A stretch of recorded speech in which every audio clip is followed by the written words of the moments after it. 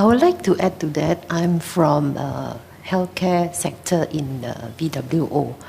The Foreign Workers Levy actually will impact us greatly because, as he just mentioned, that we are labor-intensive industry, and actually some of the nursing home, they employ up to 85% foreign workers, and we simply cannot replace this manpower with automation. So maybe the government would like to exempt this industry because we are trying to maintain our cost of treatment, but the increase of this foreign workers levy, right, we may have no choice but to increase our cost of treatment, and at the same time we are helping the needy patient. So we cannot pass on this fee increase to the needy patients. And on the other hand, I think maybe MOH would like to extend the Medifund to the VWO. If I may add something here, I suppose we must not forget that we're not saying about getting rid of all foreign workers here. I think the whole idea going forward really is, take an example, if you are a kopitiam and used to hire 10 foreign workers there will still be plenty of kopitiam to be built because this government is building township north, south, east, west, and central as well. So the whole idea is your kopitiam now employs 8 instead of 10.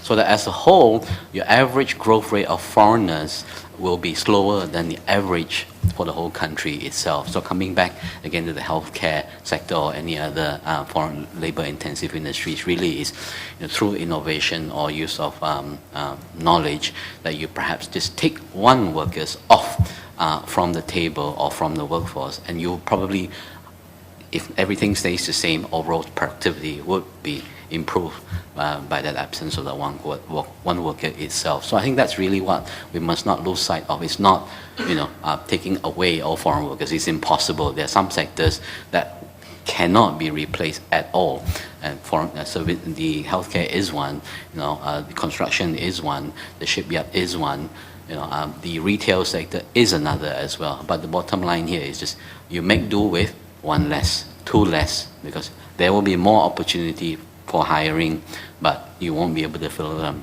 So from that perspective, the target would be met just by the fact that you are depending less. The overall growth rate of foreign worker labor is capped or even reduced as a result. National labor growth 2%, foreign worker 1.5%. That's it. It's already, I think, a target met.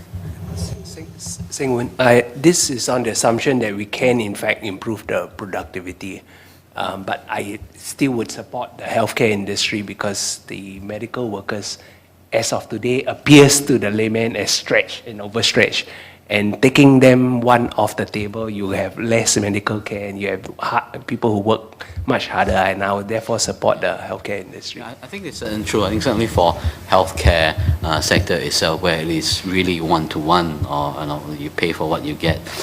So perhaps there can be exemption that can be made, but I don't think at this juncture we're probably going to be targeting healthcare per se. But I think certainly healthcare is one area that may have to make a strong case for some exemption. Who knows? Maybe there's just a lot more Singaporean who may be enticed into working in healthcare if the money is good enough in the coming years or so itself as well. So earlier, Mr. Chan and Ingrid had mentioned about the healthcare sector. I think it's very important because no matter how, I think there's definitely very short of local labor. Even the institution, I think, is not producing fast enough qualified for healthcare personnel. So something, I think perhaps the government may have to look into that with the increasing healthcare institution being built. I can see that really there will be very short of local people.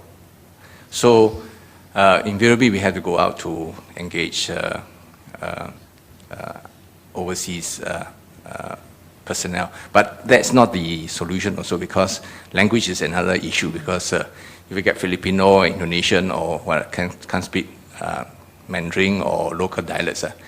Then communicating with the patients again is a big issue. So there's no real easy solution to that. Perhaps maybe they may need to have a broader study into, rather than just increasing the levy or whatever it is. I think there's whole things about the healthcare. I think they really need to look into that, because it's like today it's like musical chair, because the Kutek Puak was now going to be open, and they're going to advertise for recruitment. So there are people from other hospitals they're going to join. Jurong General It's Hospital. not just musical chairs in Yeah. healthcare. It happened with the IRs. It's Yeah. happening now Yeah. with the hospitality sector. So it is really a big challenge, and I don't know, because I'm involved in healthcare also, so it's Correct. really a big challenge here.